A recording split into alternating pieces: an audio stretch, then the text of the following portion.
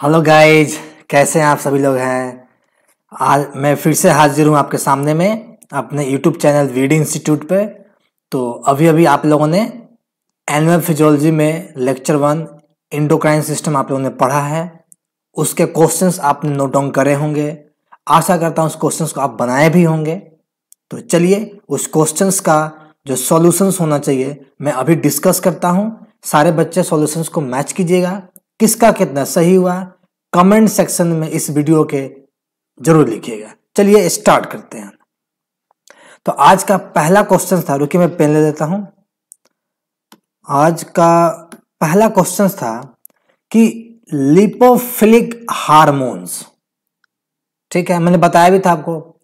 Lipophilic यानी lipid soluble hormones के बारे में कौन सा कथन सही है।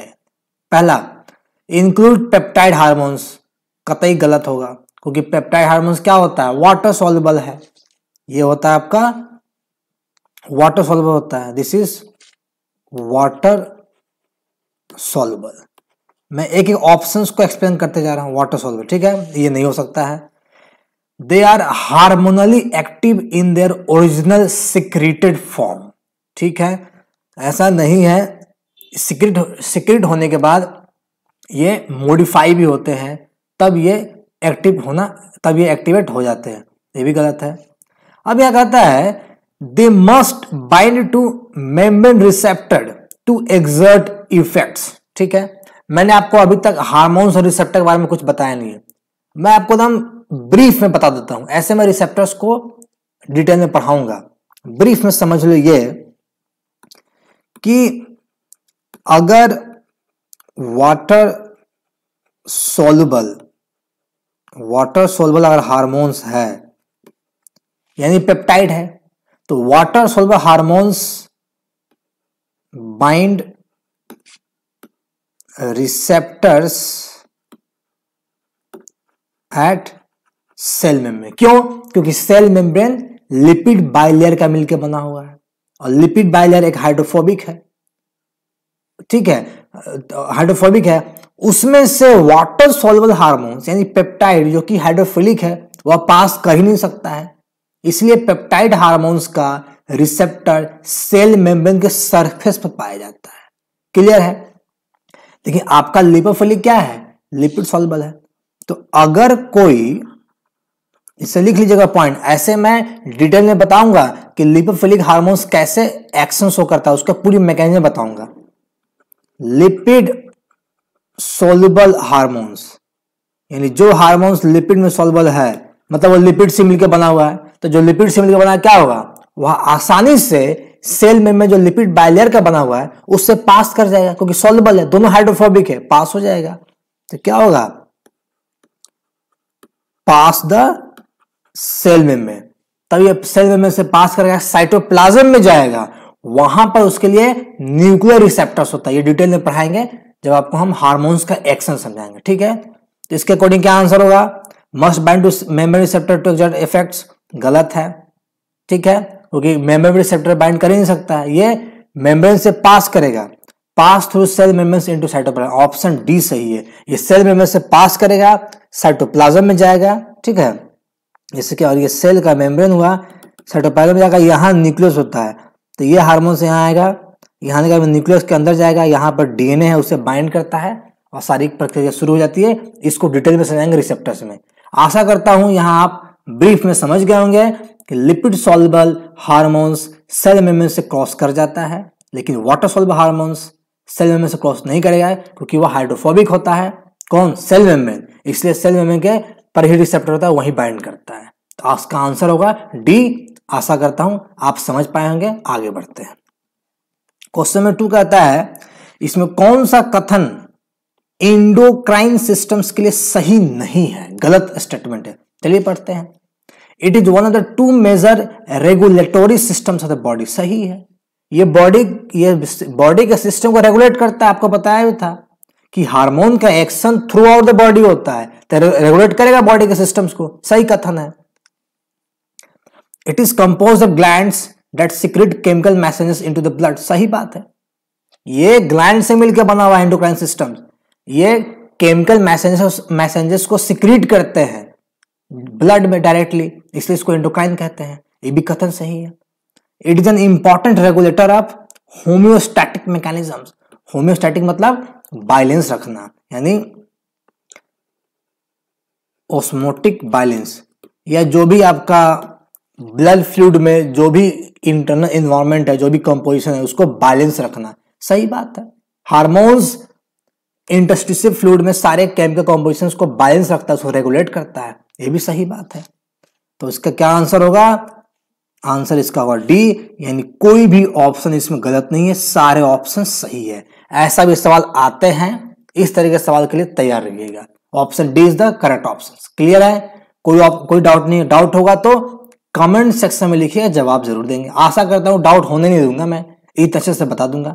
आगे बढ़ते हैं।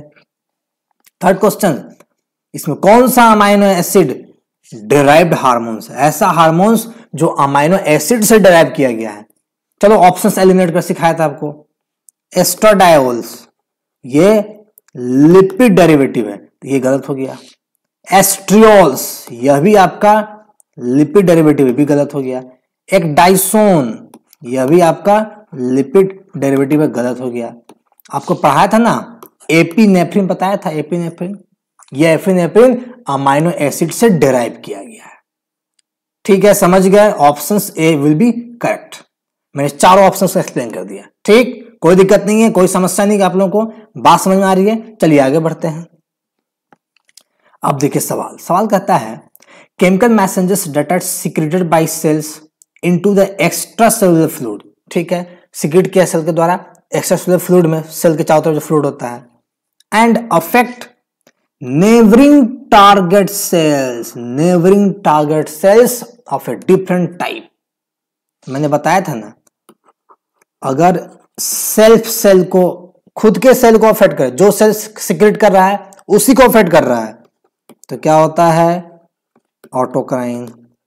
ठीक है, जो सेल सीक्रेट किया उसके एडजेसेंट नेबर्स में कोई टारगेट सेल है, उसको अफेक्ट कर रहा है, यानी नेबरिंग सेल का टारगेट, नेबरिंग सेल अफेक्ट कर रहा है, इसको क्या बोलते हैं? पैराक्राइन। जो डिस्टेंट सेल को, डिस्टेंट सेल आर अफेक्टेड, इसको कहते हैं एंडोक्राइन। सॉरी, यहां पर वीडियो आ जाएगा, मैं ऊपर लिख देता हूं एंडोक्राइन। देखिए मेरी हैंडराइटिंग उतनी अच्छी नहीं है, बट कोशिश कर रहा हूं कि साफ साफ लिख दूं। अब बोल भी रहा हूं, सुन के भी लिख सकते हैं, थोड़ा सा कॉम्प्रोमाइज कर दीजिएगा। आंसर क्या होगा? पैराक्राइन, क्योंकि एक सेल यहां है, इसके जस्ट बगल में ये सेल है, यानी सेल भी क्या है? ए के लिए नेबरिंग सेल है, ये आपका नेबरिंग सेल है, यहां अफेक्ट कर रहा है, तो हो गया पैराक्राइन्स। ठीक, क्लियर हो गया? अगर कोई सेल आपका यहां पर सेल कोई ए है, ठीक है, ए सेल है, इसने सीक्रेट किया, यही वापस आके इसको अफेक्ट किया, तो ऑटोक्राइन्स हो गया। क्लियर हो गया? अब तो नहीं भूलोगे ऑटोक्राइन्स, पैराक्राइन्स एंड इंडोक्राइन्स। चलिए आगे बढ़ते हैं, आपको समझ में आ गया होगा, आंसर विल बी 3। चलिए आगे बढ़ते हैं। क्वेश्चन नंबर 7, इसमें कौन सा पेप्टाइड हार्मोन्स नहीं है? इसमें कौन सा पेप्टाइड हार्मोन्स नहीं है?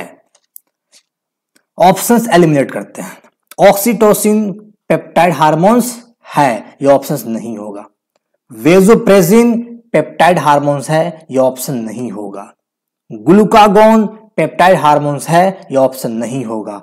ऑप्शंस होगा 3 एस्ट्रोजेंस।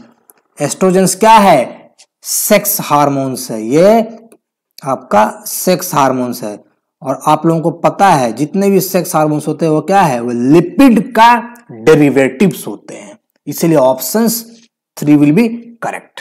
याद रखना पड़ेगा, डायरेक्ट क्वेश्चन पूछते हैं, सेक्शन बी में पूछ देगा सीएसआर आपसे, तब क्या करोगे? ठीक है, आई समझ में? कोई दिक्कत नहीं, कोई समस्या नहीं। चलिए आगे बढ़ते हैं। अब रिवीजन क्वेश्चन है, जो पढ़ा चुका हूं, पहले से क्वेश्चन दे रहा हूं। यह कहता है कि अमाइनो एसिड और ग्लिसरॉल से हम ग्लूकोज को बना रहे हैं, इस प्रोसेस को क्या कहते हैं? इस प्रोसेस को, तो ऑप्शंस काटते हैं। ग्लूकोसिस, नो। ग्लिसरोजेनेसिस का मतलब हो, इस ऑप्शंस का मतलब हो गया इसका मतलब हो गया फॉर्मेशन ऑफ ग्लिसरॉल। ये तो हो नहीं रहा है, तो ऑप्शन 3 भी गलत है। ग्लाइकोजेनोलाइसिस, इसका मतलब हो गया ब्रेक डाउन ऑफ ग्लाइकोजेन। ये भी ऑप्शन सही नहीं है, तो अपने आप ऑप्शन 1 निकल गया। ग्लूकोनियोजेनेसिस, नियोजेनेसिस मतलब बनाना, ग्लूकोज का ग्लूकोनियोजेनेसिस होता क्या है, जिसमें नॉन कार्बोहाइड्रेट, जो कार्बोहाइड्रेट नहीं है, उन सोर्स से जब ग्लूकोज को बनाओगे तब प्रोसेस कहते हैं ग्लूकोनियोजेनेसिस। क्लियर? मजा आ रहा है? Option 1 will be correct. चलिए आगे बढ़ते हैं। सुक्रोज किससे मिलकर बना? इससे आसान सवाल मुझे लगता नहीं होगा। मैनोज ग्लूकोज गलत ऑप्शंस, फ्रुक्टोज गैलेक्टोज गलत ऑप्शंस, गैलेक्टोज मैनोज गलत ऑप्शंस। आंसर क्या हुआ?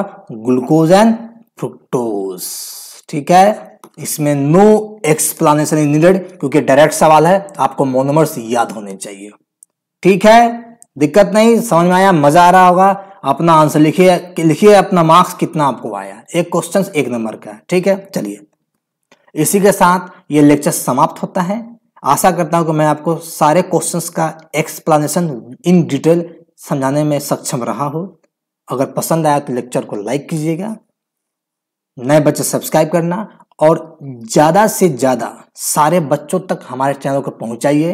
अगर लग रहा है कि आपका जिंदगी इससे बन रही है, आप समझ पा रहे हैं, आप इच्छुक हैं, तो आगे बढ़ा सकते हैं तभी। ठीक है, तब तक bye, good night, take care. फिर मिलते हैं अगले दिन एक नए टॉपिक के साथ। Bye, good night.